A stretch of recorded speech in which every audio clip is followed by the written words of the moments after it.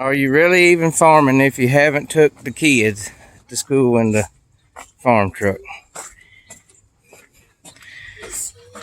There's your shoes, Grace.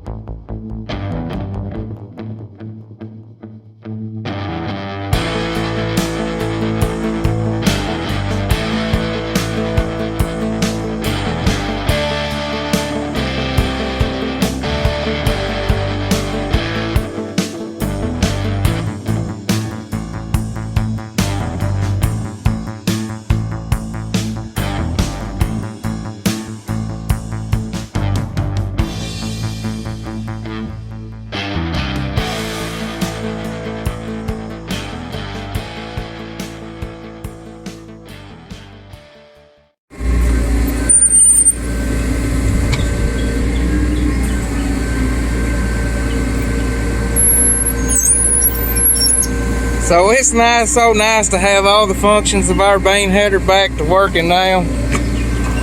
Up and down and the fore and aft. This cylinder right here was leaking bad last year, and what it was doing, normally when I'm running this header, I've got to run the reel all the way back. You see how close that reel is to the auger? What that does is flip the beans into the auger so that it feeds better. These old auger headers do not feed the best. That's why you see a lot of the newer guys running draper heads, because they feed so much easier. I myself am trying to find a 25-foot draper that will fit on that combine, but those are few and far between, because I would like to keep that combine a while. I really like it. It does a good job for us. But the reason you would want to slide this reel forward is you might have some down beans laying on the ground, and you need to reach further down and pick the beans up off the ground, and that's one reason for that fore and aft reel. But most of the time I run it all the way back, but when you need it, you need it.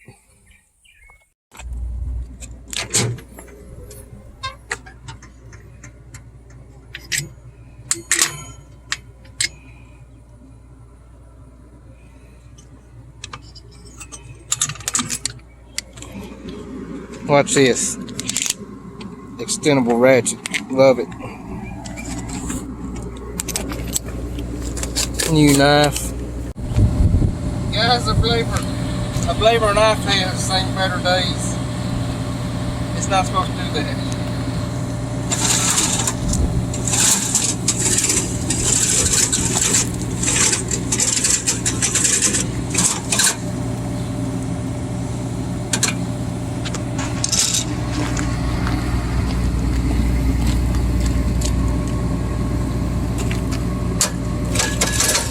Always watch your fingers doing this. Even if you think the blade is dull, it'll get you. See, I had to pull the gator out to threaten it. That's why it come out so easy. Every now and then, them some guns want to be a booger bear coming out. So if you park the gator over there in the chain and threaten it, it goes easy. Cut some beans now. They sent this knife in sections. I wish it already come all together. You got to focus something done together. Robert first took it out of the box. He said, "They've changed the design. I like this." He's like, "I don't like them little." It's like, "I don't like them Allen screws they put it together with." I said, "I think you're gonna have to dig a little deeper in the box." And they found them, and he's like, "Dadgummit." So one thing I do not like about these knives that I buy from Shoot, I have hardly any. There's one right there by that box. I am rarely impressed with the quality of parts that Shoot sells. I have good luck with them. But they sell these knives for this 922 header in sections, and you put them together with these splice kits. And it's all right. I mean, when I know what they're trying to do, they're trying to save on shipping costs. And it's all right putting them together like this, but what's kind of aggravating is when you got to change one down in the field, a section, and you got to use an Allen wrench to hold them bolts. If y'all can't tell, my little old Harbor Freight ratchet's about to give up. But that's that patented design for these section bolts. They're you can break them off pretty easy. So Robert's pushing the new knife in. What I'm doing is kind of guiding this knife as it goes through. Sometimes it wants to bind up in certain spots. Try it, Robert. Hold up just a second. Now try it. Kind of guide that knife through for him. That block there did not want to pop off that old one. We're down here in the bean field checking, see if the moisture is right on them. Holes are popping. There's a few chewy beans, but they're biting and too clean. We're starting to get some popping, even though these are some of the later beans we planted. This will probably be the worst beans we cut this year. I went through a bad dry spell where when they was trying to bloom and set pods, so I ain't got many pods on the plant, as you can tell. I mean, they look good for the year they've had. It's pretty thin piece of dirt. A lot of this was you see those factories, come on Patch, load up. A lot of the dirt was stripped off these farms when they was building these factories. So it's not the best piece of dirt, and a long stretch of dry weather. These, I'm not expecting a lot, but maybe they're going to surprise me. Alright, so it's story time with Dylan. On October the 17th, 2014, on a day much like today, me and Robert was headed over here to Trenton to cut beans on this same farm that we're headed to now. We had my 6620 John Deere combine, and I had a 218 header, and we had that 218 on the header trailer, and had a chain and a small boomer holding the header on. And we always took a pipe.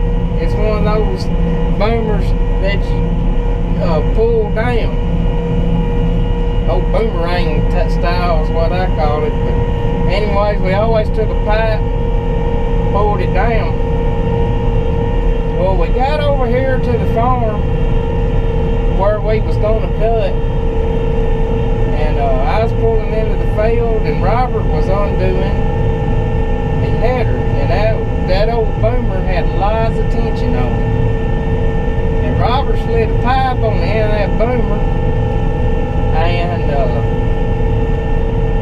went to undo it, and that pipe got away from him, and that chain, all that tension on that chain, that pipe swung out, and that pipe hit him in the face. Which y'all know Robert wears glasses. Knocked his glasses plumb out. When I found his glasses, they was a good 100 foot away from where he was standing when I came back. Blood was running out of his eye. I thought it done killed him.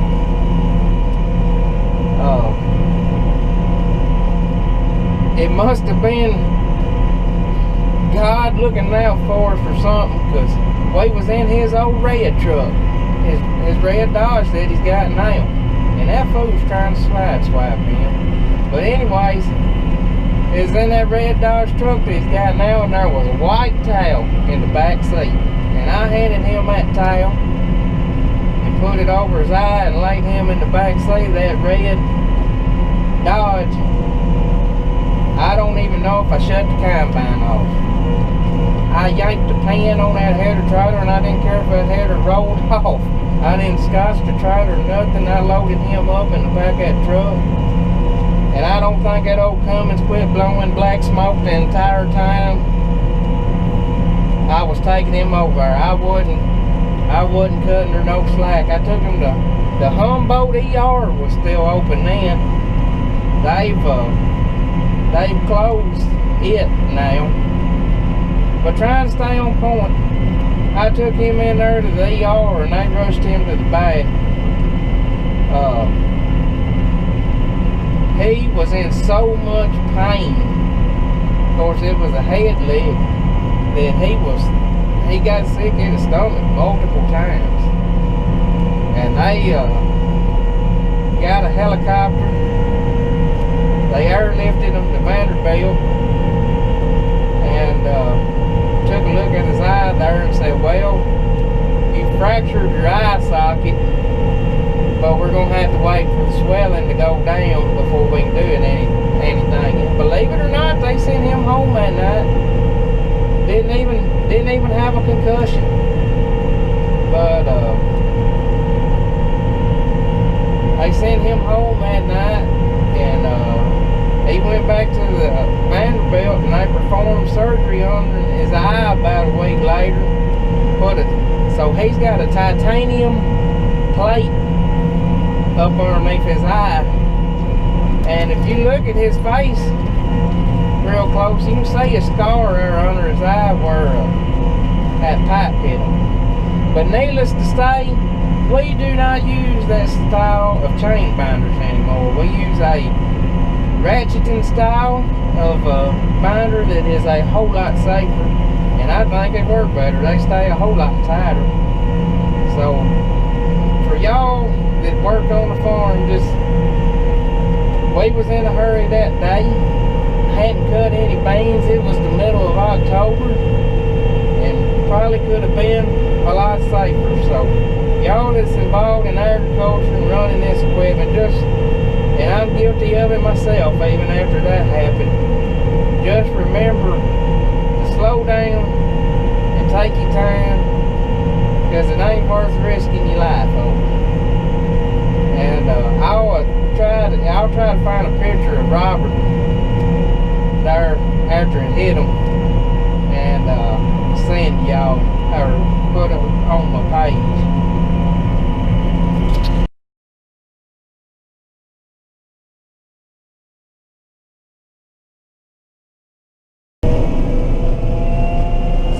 I'd give you guys just a little taste of what it's like moving equipment around here, or at least moving to Trenton. Y'all see that place over there called the Square? That's a pretty good little place to eat. They opened it up here recently. It's they got some mighty fine pizza. It's good pizza. It's a good place to have a drink after a hard day and unwind. Got a pretty good cheeseburger. But this is the Court Square. Good, clear the town in here, ain't nobody coming. In Trenton, Tennessee. Trenton is the capital of Gibson County, our county.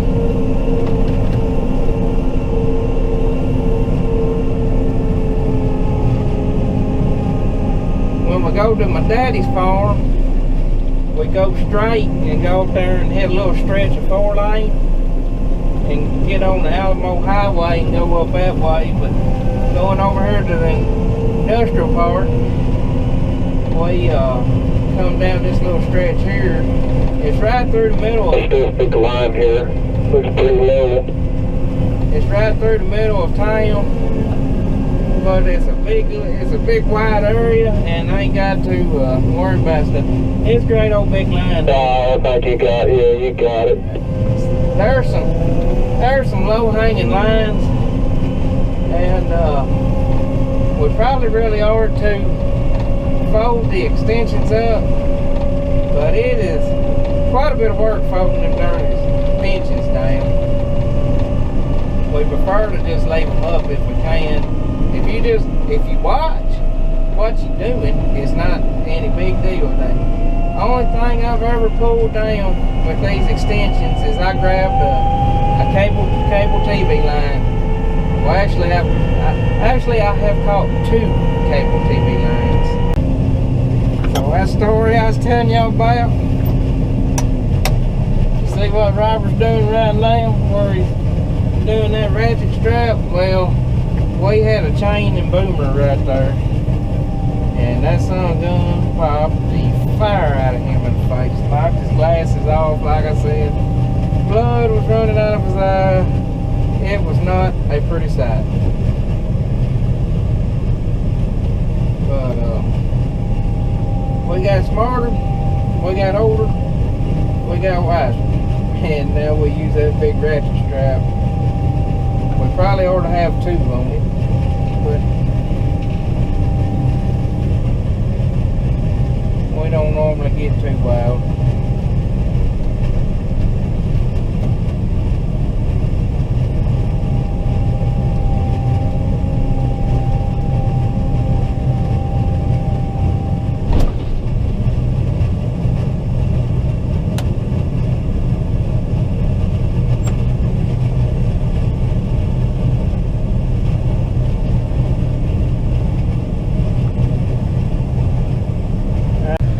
Picked up a new passenger. Can you say hello to the camera, corn dog? Hello. Hello.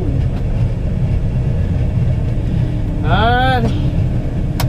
Let's go up here, try and see what the moisture thing shows.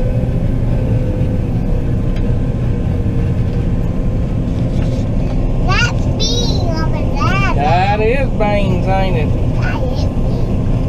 Look at that new shiny knife in that header. You see it down there, Walt? We're gonna be able to cut some beans, aren't we? See, y'all see them green beans over there? The reason they are green is you see how there's a light.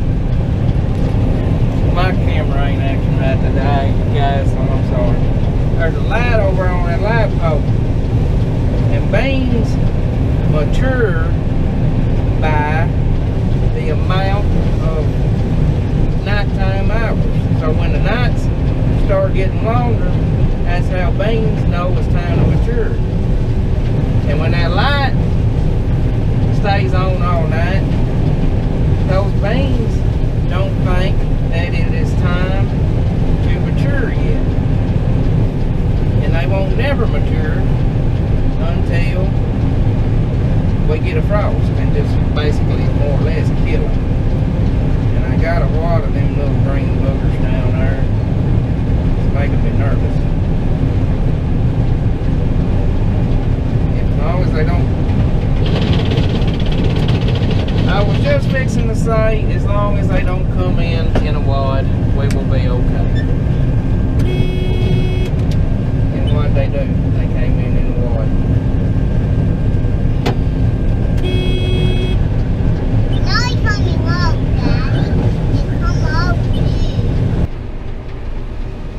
I am actually trying to find a 25-foot flex draper for this combine, and that is like finding a needle in a haystack. I thought I had spotted one at Don King Equipment in Sykeston, but I got to reading.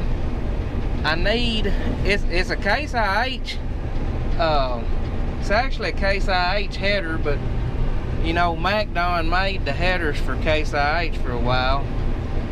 I need a 974 MacDon or a 2062 case IH header is what I'm looking for. I would like to put a little 25-foot flex draper on this combine. I believe I could keep this combine a long time with that setup. I already run several acres through the little combine, and it handles it pretty dang well. I could step up and put an 8-row header on it, but I just believe I could run a 3-foot bigger header and probably increase my ground speed a little bit. Everybody I've talked to said those drapers are the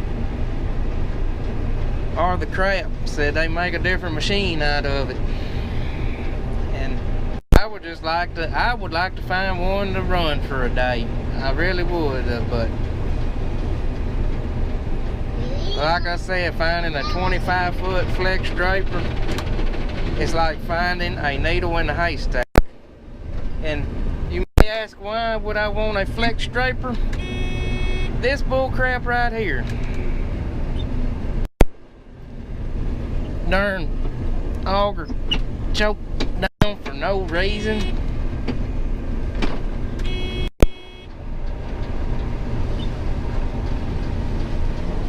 Throw beans out on the ground, thresh them on the darn auger, thresh them. So Walt wants me to film us going through the water so he can watch it later on YouTube. He says he likes to watch our videos we make, and that's part of the reason I make them. He likes to watch himself. He thinks going through this water where it flooded down here is just the greatest thing ever. I told him, Walt, it's really not that great, because where them water holes are, there ain't no crop, and that means we ain't making no money. Come on, feed in there. Don't choke me up. Don't choke it up. Don't choke it up. Don't choke it up. Guess what, Walt? Choked it up.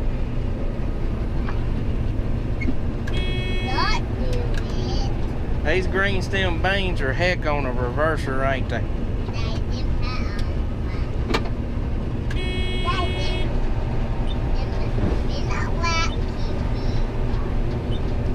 They ain't too easy on that cylinder drive belt neither.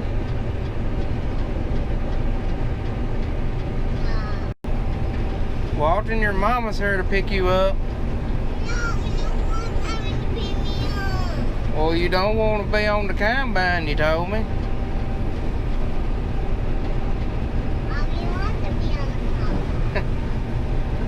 You better like your mama. You can't make up your mind. We're having a mental breakdown because he does not want to go. He don't want to be on the combine, but he don't want to go. Y'all might get to witness a little boy get a spanking.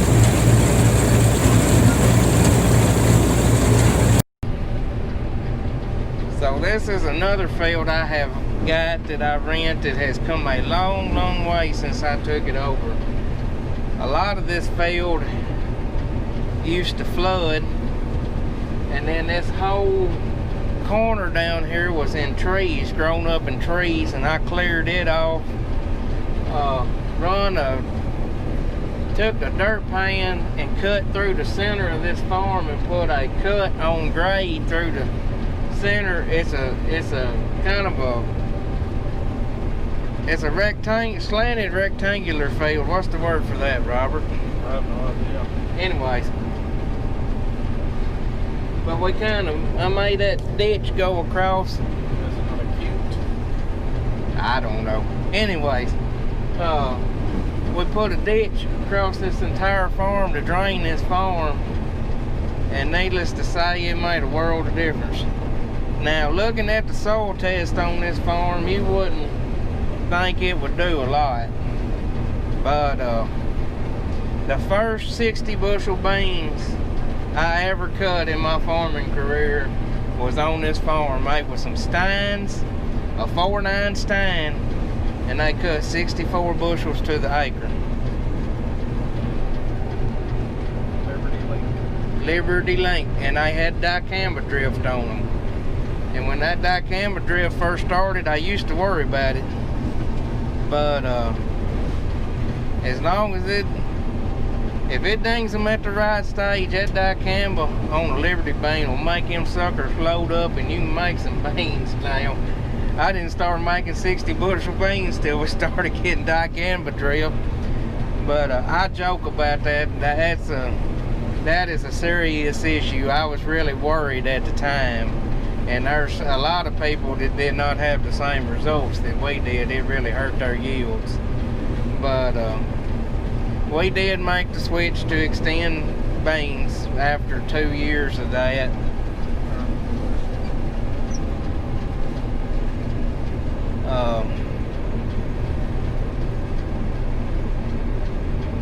Last year was our first year with the extend beans, and I was really happy with the weed control of them. I mean, I see why everybody likes them.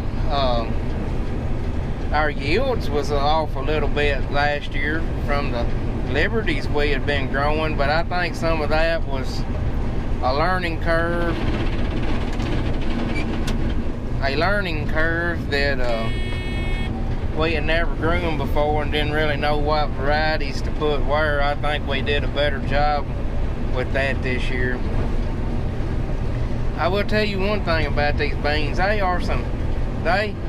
loaded up pretty good and making decent, but they are some short little green stem rascals from you know where. Well, that's the end of this little 4-acre field. These were some tough little boogers, let me tell you. I still got 10 acres of them left to go.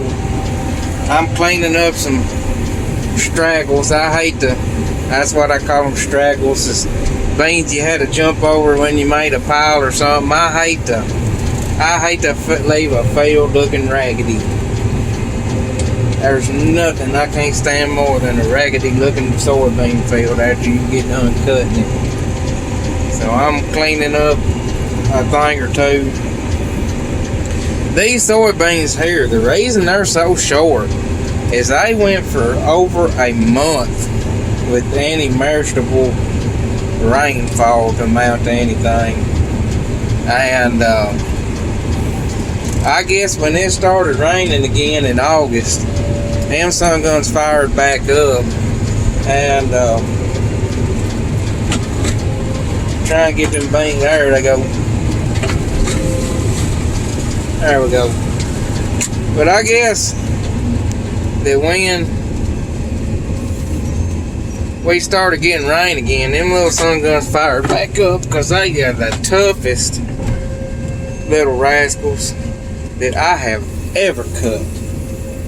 I've cut some tough beans, but they always had some height on them. But these here, gosh almighty, they didn't want to feed good. Oh, they's the toughest little words. Well, I got the words to describe it, but I don't need to be saying them on YouTube. But I'm going to run down here to the truck and put them on there. But these, surprisingly, these beans, even though they went without rainfall for a month, and as short as they were, are still making in right in there with the 5-year average on this farm. I don't see how they done it, but they did it. I will tell y'all something about a soybean. A soybean is a lot tougher than we give them credit for. If there's any way, or at least these newer varieties, if there's any way at all they think they can make a bean, they're going to try to make a bean. Go down here and dump this last little load on the wagon, on the truck there. And that's gonna be a wrap on this video.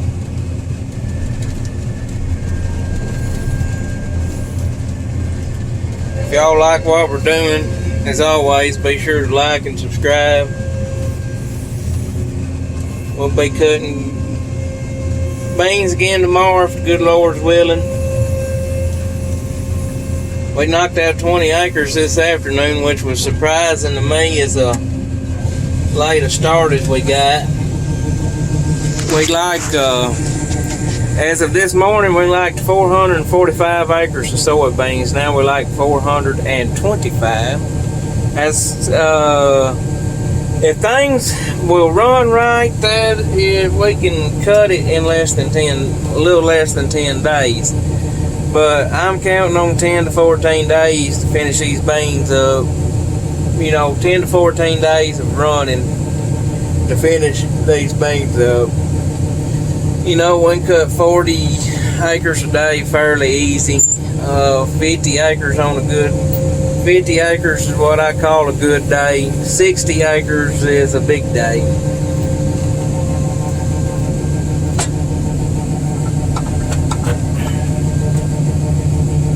But that's gonna be a wrap. I don't want to make a mess loading the truck, so y'all have a good night.